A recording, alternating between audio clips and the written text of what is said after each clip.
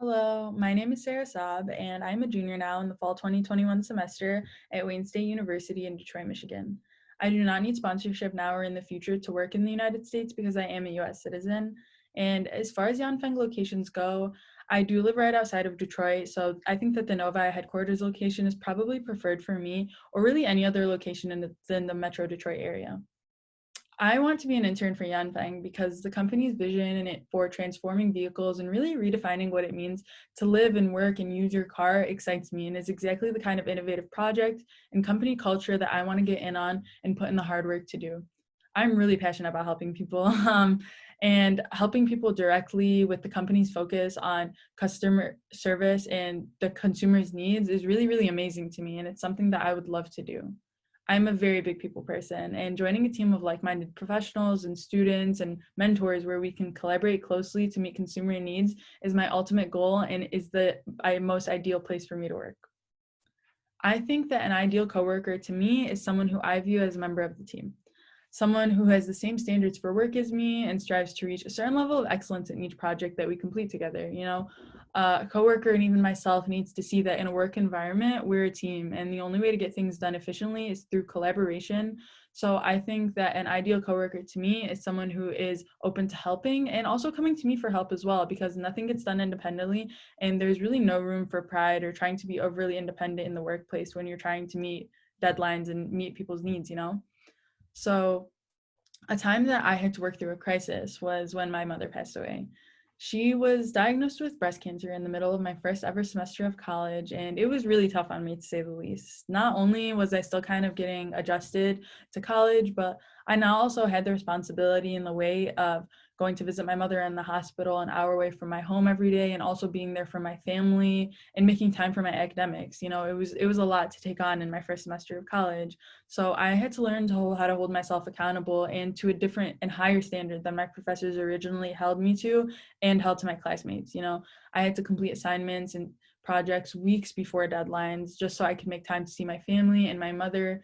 And my approach throughout this whole semester was to just be very proactive about my academics. I had to take the initiative to reach out to my classmates and professors and to make sure that I was not going to let my education lack and sacrifice right at the beginning of my college career. The lessons that I learned that semester, I will always carry with me.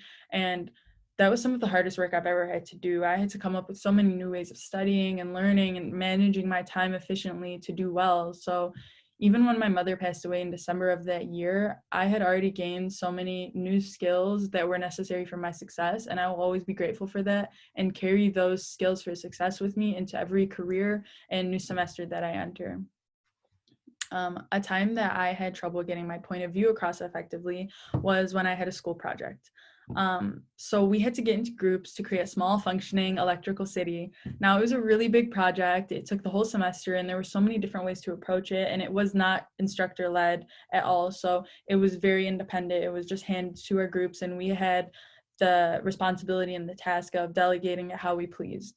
The men in my group kind of insisted on working alone and just doing our separate parts and attempting to put them all together at the end after working separately the entirety of the semester.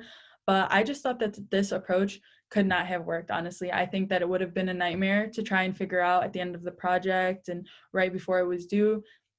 And I thought that it would be much more efficient for our project and for the success of our group if we worked together for the whole semester instead of working independently and collaborating right at the end. Now, I think that my group mates were a little bit apprehensive to work together or to approach that initially, just because, it was the very beginning of the semester and it's a lot easier for people to work independently than have to collaborate with strangers so closely. But to get my point across, I really had to show my group mates exactly what I was talking about and make a plan and a schedule for the entire rest of the semester. They ended up adopting that, and at the end of the semester, we had finished the project a few weeks before it was due, and so it was just much more efficient and much more effective to work together from the very start. Um, this experience just taught me to not be shy with my thoughts and not be shy with proposing my approaches and just being open to speaking up. So when I think something can be done differently or more efficiently, while also being open to criticism, I know that my approach may not always be right, but I am willing to put myself out there to try to be open to change, because we can change for the better. So I think that it's always worth the shot to speak up and to put yourself out there, even if it's not the right course of action, because you can reach a different end goal. So yeah. I thank you so much for this opportunity, and I thank you for your time in watching this video as well, and I really look forward to hearing back from you. Thank you so much.